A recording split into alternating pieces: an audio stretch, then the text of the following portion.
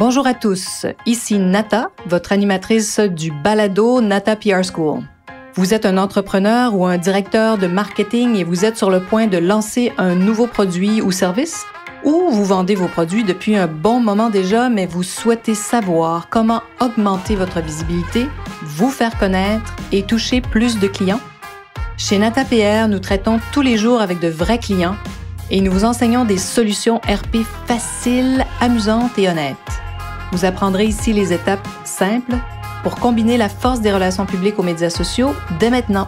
Suivez-nous.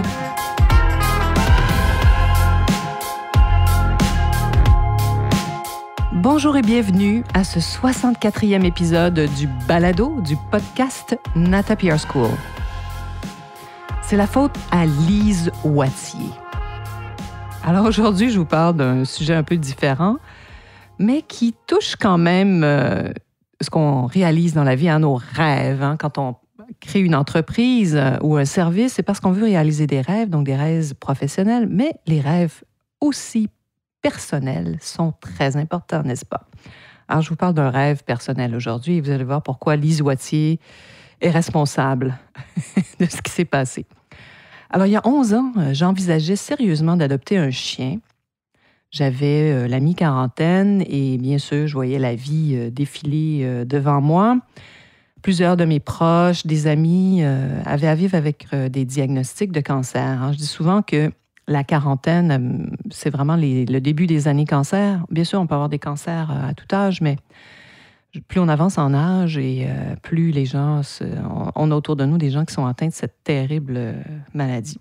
Et donc, je me demandais à la mi-quarantaine si j'aurais le temps de réaliser tous mes rêves avant de mourir. J'avais grandi à la campagne, dans le 5e rang, entre le village de Saint-Germain-de-Gramtam et Drummondville, pour ceux à qui ça peut dire quelque chose. Donc, c'est au Québec, au Canada, entre Montréal et Québec, tout simplement, vraiment entre les deux. Et les animaux faisaient partie de notre quotidien.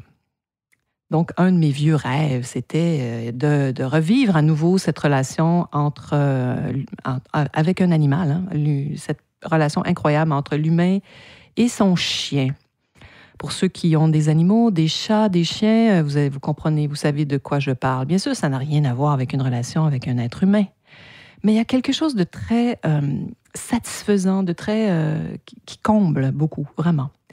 Alors oui, c'est un rêve qui me semblait bien sûr bien compliqué avec mon rythme de vie très urbain, mes longues heures au bureau. Et dans ces années-là, les échecs amoureux se succédaient et je me concentrais bien sûr là où j'avais du succès, c'est-à-dire au travail. Mais oui, c'est sûr, je commençais à sentir un certain vide malgré que j'arrivais à bien occuper mon esprit avec mon travail, mes lectures, des choses que j'apprenais. Comme vous le savez, j'aime apprendre. Mais je me demandais vraiment comment je pourrais intégrer un chien dans ma vie sans que cette pauvre bête ait à vivre de longues journées seule dans une cage. Je sais que certains d'entre vous ont des animaux, les laissent à la maison, vont travailler.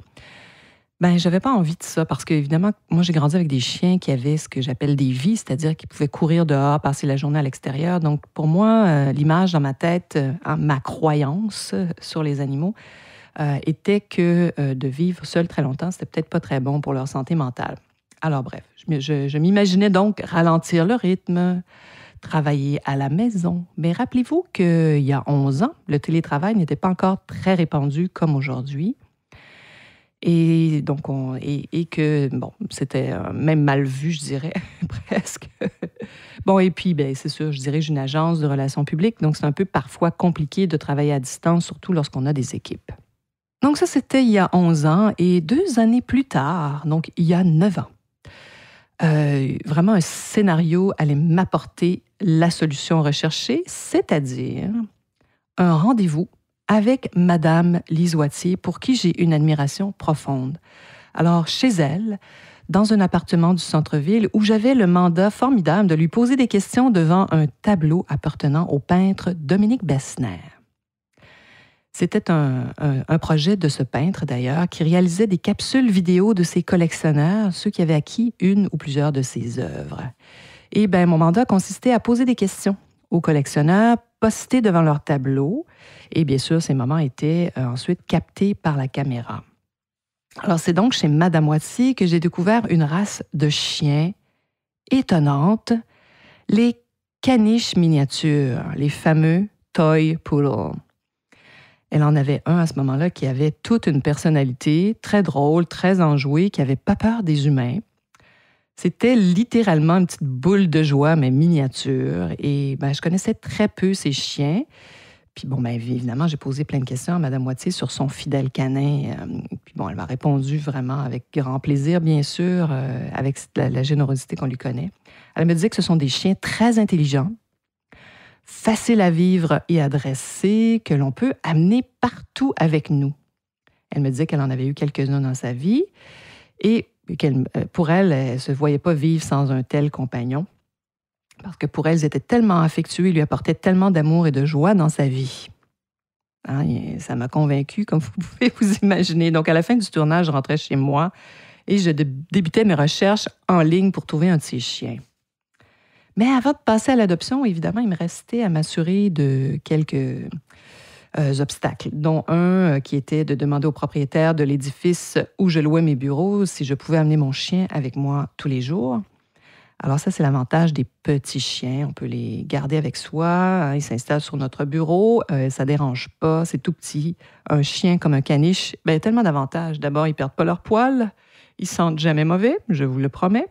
Alors, ce sont des petites boules très faciles à amener avec nous partout. Donc, ça a été assez simple de convaincre le propriétaire de l'édifice où on louait les bureaux. Puis ensuite, évidemment, comme je m'absente moins maintenant, mais à l'époque, je m'absentais beaucoup, tous les mois, pour le travail.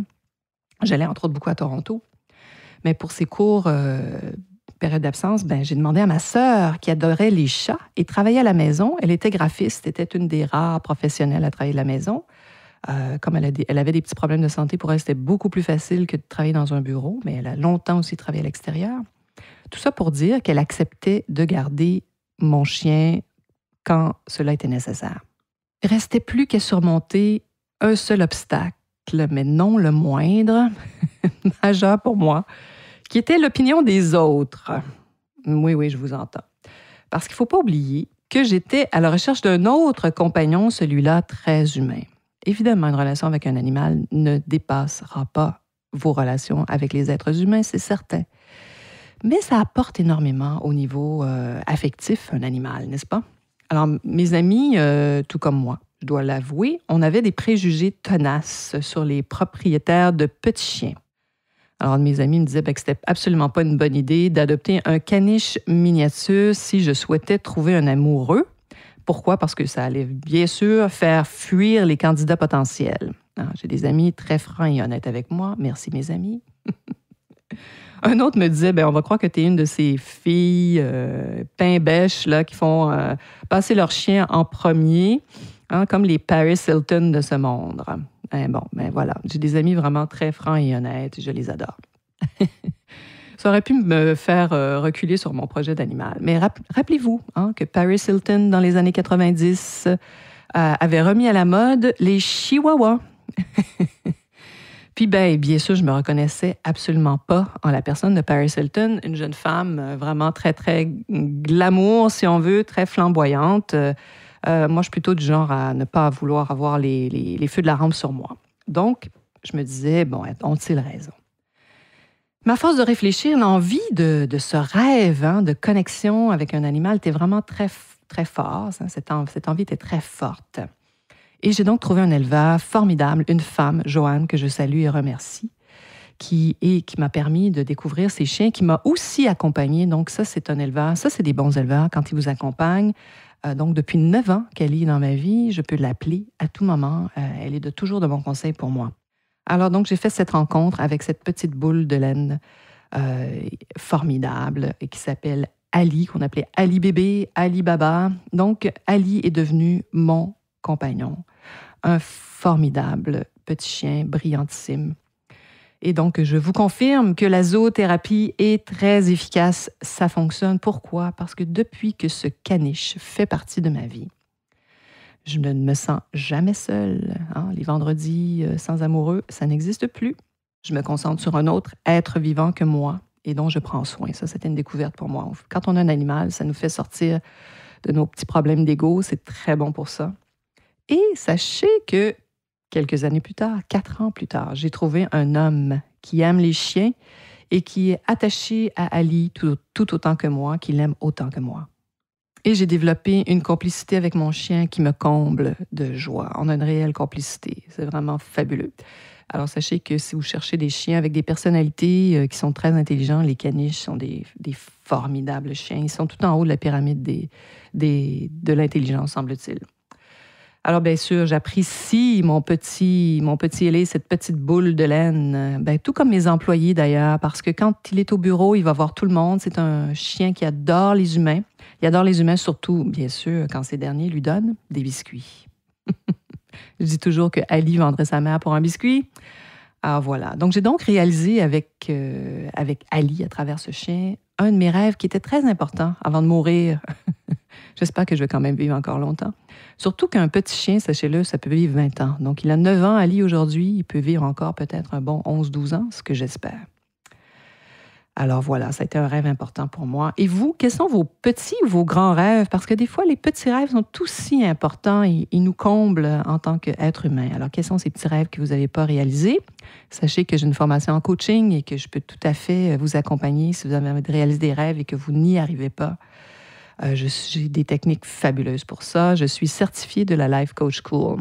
Donc, un épisode un peu différent aujourd'hui. On parle de rêves personnels plutôt que rêves d'entreprise, mais qui sont aussi très importants si on veut avoir une vie, je pense, encore plus riche. Alors, j'espère que cet épisode vous a plu et que vous serez des nôtres la semaine prochaine.